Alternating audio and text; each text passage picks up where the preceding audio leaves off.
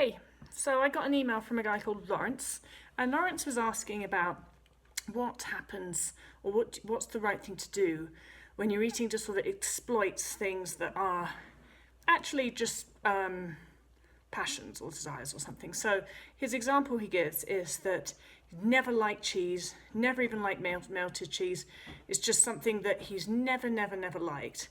But his eating disorder sort of exploits that by being like, oh, well, you don't even have to try and eat that thing.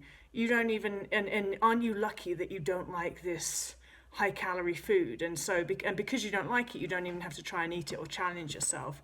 And he also said that another example is that he's always really enjoyed hiking and had a passion for hiking, and his eating disorder exploits that to see things like, oh, well, it can't be an eating disorder behavior. You've always liked hiking, so it's nothing to do with burning calories and you're allowed to do it. And I think that even from reading Lawrence's email, he knows that with that example, that that's not true, because he wouldn't be asking that question if he wasn't suspicious that it wasn't true. And so I think that there's times when you just have to err on the side of caution.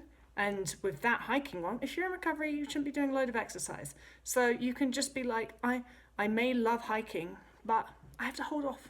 I have to hold off until I'm fully recovered. And I have many things that's similar. There's lots of activities that I love to do.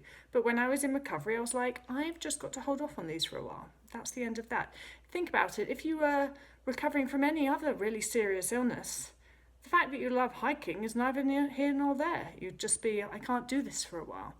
Now, on the cheese one, it's slightly more complicated, isn't it?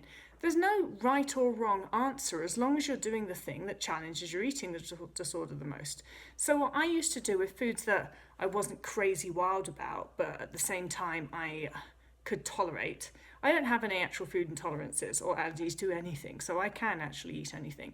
But if there was a high calorie food that I didn't really like very much, struggle to think about what that might be at the moment because I pretty much like all high calorie foods, but I'm sure that there were some. If I wasn't sure, I'd challenge it anyway. And as long as it didn't make me gag to eat it, I'd be like, I'm just going to do it. I'm just going to eat it to show that I can.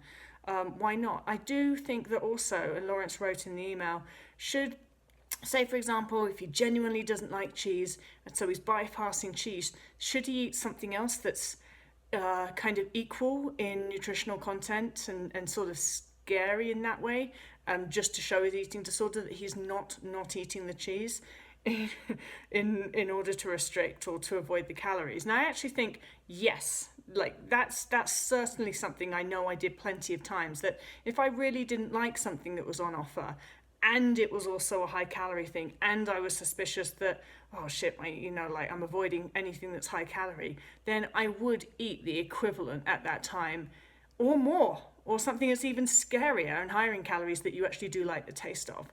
So I know that that's a pretty complicated question and a complicated answer, and a lot of it's personal, and you just have to know yourself, and you also have to know your eating disorder and the bollocks that it pulls on you, and you have to be prepared to say, you know what, fuck it, I'm just going to do something it doesn't like and see what happens.